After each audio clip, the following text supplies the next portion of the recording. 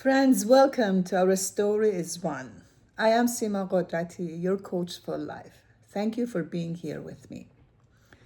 For the last few episodes, we've been talking about how we can independently investigate the truth and how we can find who we truly are and how we can help our beautiful youth and the friends and the neighbors and our own community to come together and we go through that transformation of finding our true self. So today I want to talk about, I want to take you to your attention to start, just as imagine a triangle. So at the foundation of the triangle, at the base of the triangle, see the truthfulness, right? Truthfulness.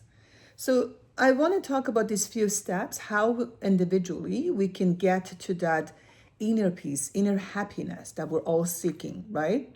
So let's look at the truthfulness as a foundation. So why the truthfulness? It's a foundation.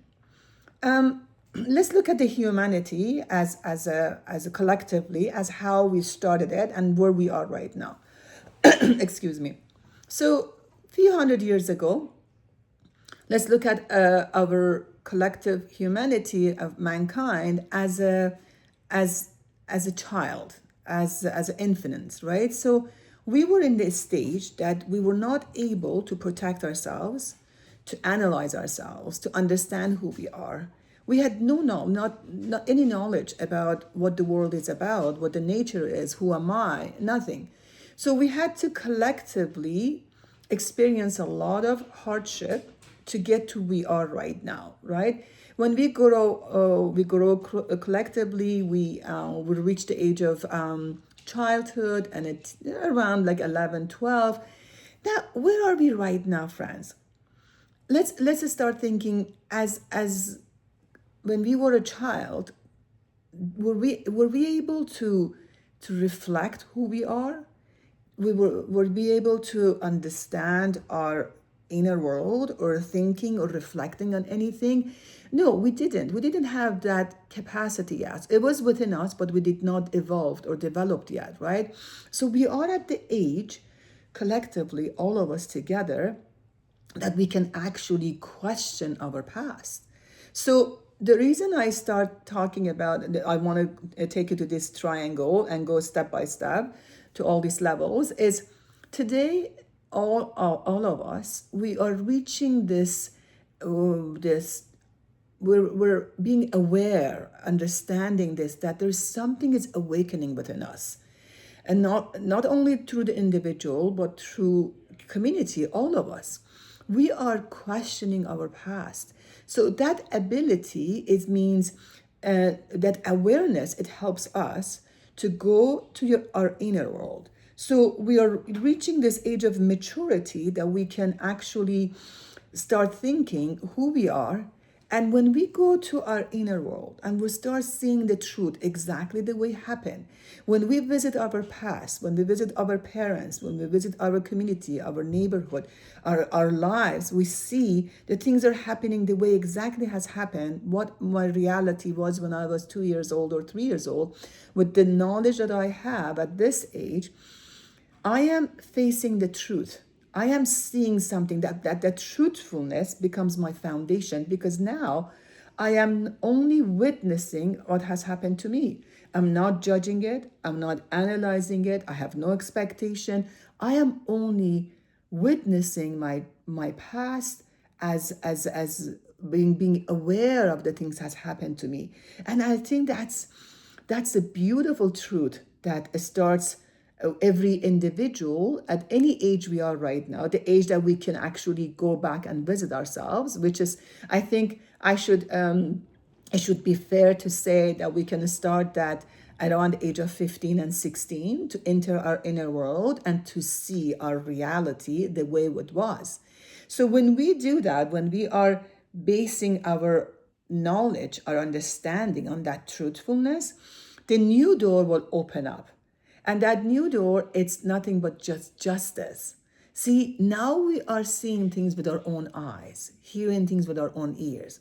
You see, as a child, when we came to this world, we came with a blank mind, pure blank mind, right? And the society programmed us.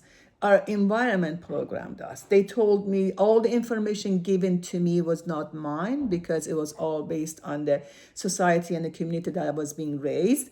So they told me who I am and they interpret everything for me, right? So the knowledge that I am carrying in my mind is not mine, right? So when we wanted it to, when that justice is awakening, now we can see this knowledge that's been given to me.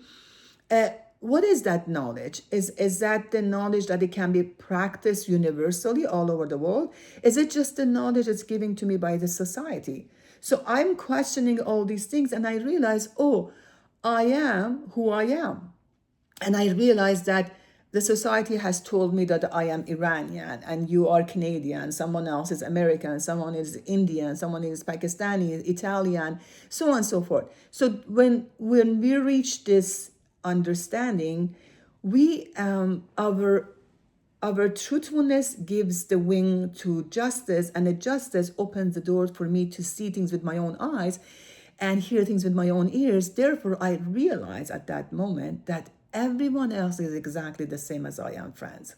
See, we have reached that age of maturity to make that realization that everyone else that is in this world are also being conditioned and programmed by their own community and their own societies, and everyone must go through their own transformation, see things with their own eyes and hear things with their own ears.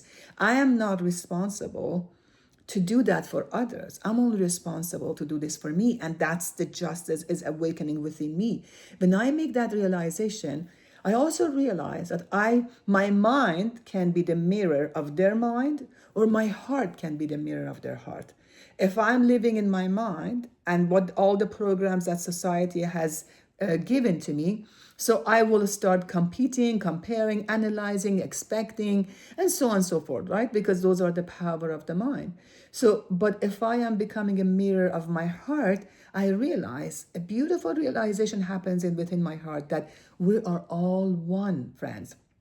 We see that oneness with our own eyes within our inner world, that humanity is one. And when we reach that oneness helps me when I see things with my own eyes. It helps me to understand that I have thoughts, but I'm not my thoughts. All those thoughts that coming forward towards me from the community, from the society, are not mine. They're just the things that I have. They're giving me lots of information. They give me material things. They give me all these things. But everything I have possess, none of those things are mine. I'm sorry, none of those things are me. It doesn't define who I am, right? So, but when we make that realization that I have thoughts, but I'm not my thoughts, I have feelings that I am not my feelings, I also understand that every thought that comes, it's awakening a feeling. All those negative thoughts that comes towards me, it will awaken something. It will awaken shame. It will awaken guilt. It will awaken anger. All these feelings that I'm not familiar with. As a child, we weren't able to reflect on those feelings, right? But as someone who is in the age of maturity can also reflect on those feelings and start thinking, oh, all my thoughts that come towards me from the society is awakening these feelings with me. And then I can make another realization that we have two kinds of feelings. The kinds that originates from those negative thoughts that society gives me. And when I make that realization, I realize that my mind puts me in danger. When my mind puts me in danger, those feelings like anger and shame and guilt, my mind doesn't like those feelings and suppresses them. And it doesn't want it to face those feelings because it looks at those feelings as a lion wants to kill me. And my immune system, it will starts protecting me and suppressing those by producing cortisol. So wants to put me in a fight and flight mode, right? So this is another realization that we have to bypass that. We have to be able to see those thoughts. And when we look at those thoughts, we have to, with the power of love that is in our heart, very lovingly visit those thoughts. Friends, I'm going to invite you to close your eyes. This is something that you can practice every day at home. By closing your eyes, when you have any negative thoughts, take your two fingers, tap your forehead, and say thank you to those negative thoughts. Very gently, very kindly. Do not be harsh to yourself. See those negative thoughts. Allow them to come forward. Witness them. Say thank you. Thank you very much for serving me. Your job is over. You're free to go. When you say that, now your immune system feels very relaxed and not in danger. And what happens? The gate of the heart opens up. And now you have tapped the heart. And now the heart comes and says, oh, these feelings that you've been suppressing is affecting your body. Where does it is affecting? It's affecting my throat, my chest, my stomach, anywhere. Try to focus on those feelings and release them by taking very deep breaths, friends. You see, friends, when we learn to harmonize our thoughts and our feelings, and this to become intertwined, and that's where we have found the true peace, friends. You see, the peace is not outside. We're not supposed to fight to gain peace.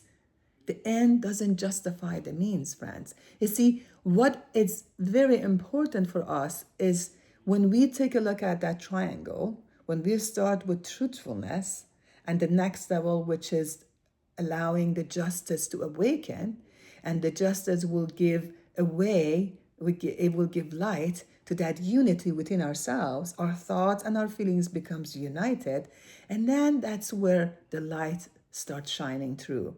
You see, we are the result of our actions, which starts from within.